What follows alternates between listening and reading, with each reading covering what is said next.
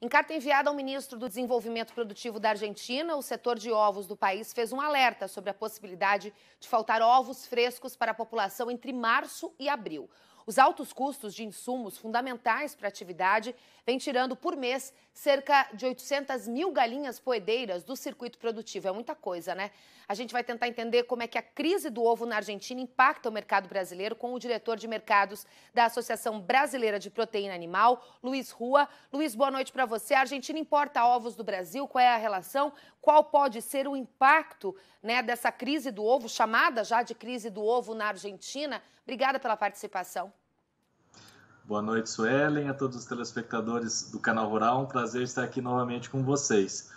Olha, o ano passado, ano de 2020, a Argentina importou do Brasil 450 toneladas, o que faz da Argentina, em 2020, o nosso segundo principal mercado. Equivale a aproximadamente 7% das nossas exportações de ovos foram para a Argentina.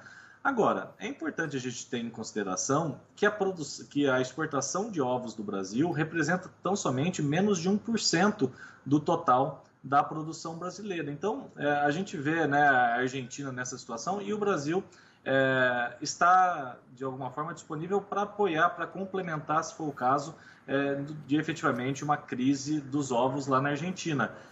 A gente entende, né, que qualquer ação deve ser sempre de comércio entre os países, até porque a gente faz parte do Mercosul, então a gente entende que a essência do bloco é exatamente de comércio e a gente está à disposição para colaborar também, caso haja alguma necessidade. Agora, vamos falar um pouquinho sobre os custos de produção aqui no Brasil, porque a gente sabe que o setor de proteína tem sido e muito impactado, né? Você me falava mais cedo, quando a gente fazia a apuração, Luiz, que não existe nenhum tipo de risco, como o da Argentina, de faltar ovos no Brasil. A gente tem um sistema produtivo muito bem estruturado, mas existe risco de produtores saírem da atividade por não aguentarem os altos custos? Quais as atividades hoje têm tido mais problema com esses altos custos? Olha, Suelen, como você bem coloca, esses últimos meses têm sido complicados para a avicultura de postura, pois, como você sabe, houve aí um incremento substancial dos preços do milho e do farelo de soja. Em muitas praças, por exemplo, a gente vê um incremento de mais de 100% nesses dois insumos tão importantes para a avicultura de postura. Então, o que a gente vê, e de maneira natural, muitos produtores reduziram seus plantéis porque não faz sentido dar milho caro para galinha pouco produtiva, né, já em final de ciclo produtivo.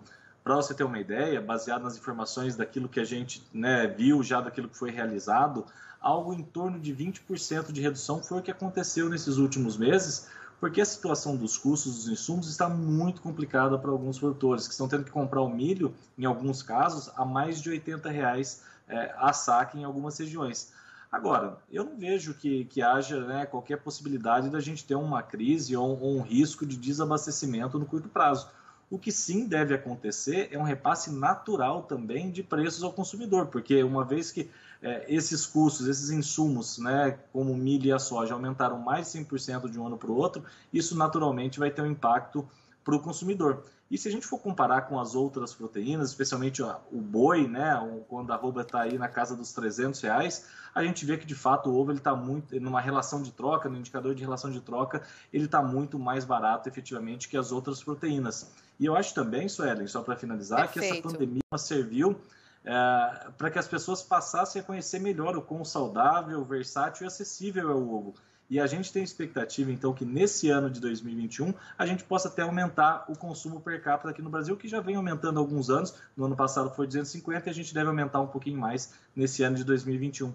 Reflexos da pandemia. Luiz Rua, ele que é da ABPA, ele que é do diretor de mercados da ABPA, Associação Brasileira de Proteína Animal.